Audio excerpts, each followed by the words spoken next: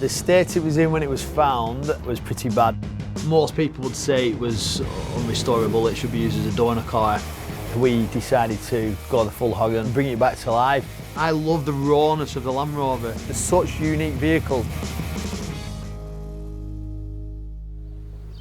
I grew up on a working farm, so my granddad had a Land Rover.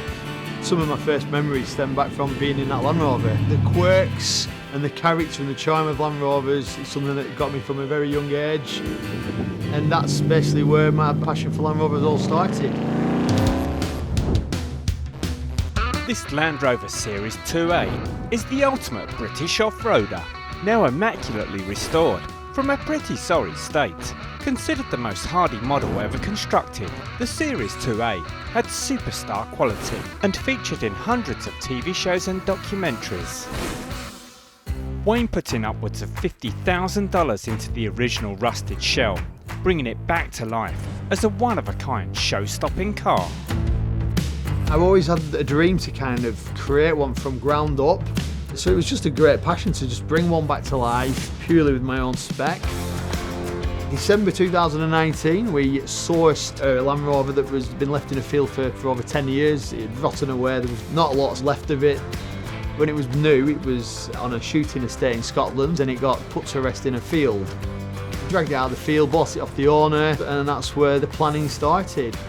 This was a project of pure passion.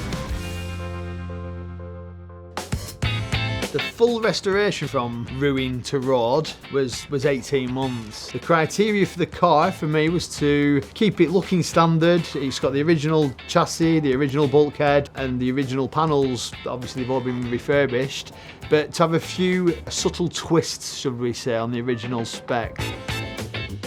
The chassis took a lot of time and money, but I suppose that's part of the fun. We brought a car that 99% of probably restorers would say it's too far gone. One of the key parts of the build was to make it sound as good as possible. The twin side exit exhaust, there isn't one on the market, it's the only one in the world. So it's all bespoke and custom made. We've removed the balance pipes to give that real lumpy sound. This colour is actually called Bahama Gold. So Range Rover Classic Series 3 Land Rovers had this colour. It's got Land Rover Defender hinges. Obviously we've got the spare wheel on the bonnet. The windscreen with the bonnet with this bolt flops down and it fits very nicely onto the spare wheel, so great for the summer driving. Around the front it's got the lights in the centre instead of on the wings. This is 1960s air conditioning for you.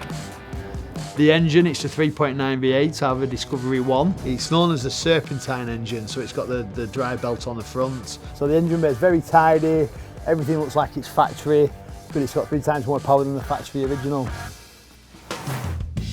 All the original panels here, tidied up, labelled nicely. 4-wheel drive, 4-speed gearbox. This is the Mark 1 Mini indicator stalk. Nice and tidy and really does just fit in with the rest of the car. One of the ideas for the rear wood in the back is something that was really durable and strong, so it's got lots of layers of lacquer on it, so you can't scratch it. The wood is IROC, so it looks a bit like a 60s speedboat. This Land Rover restoration was smooth sailing, and the evidence is all in the drive. Every time you go in that car, wherever you're going, it's an adventure. So you go to the corner shop in that, and it turns into an adventure. Such a pure driving experience. The smell of them, just everything about them is so unique and just unique to Land Rover. This car has got a personality, characteristics, and it's got a soul. It's the rawness, it's the mechanical feel of them. To me, the imperfections of a Land Rover are what make it perfect.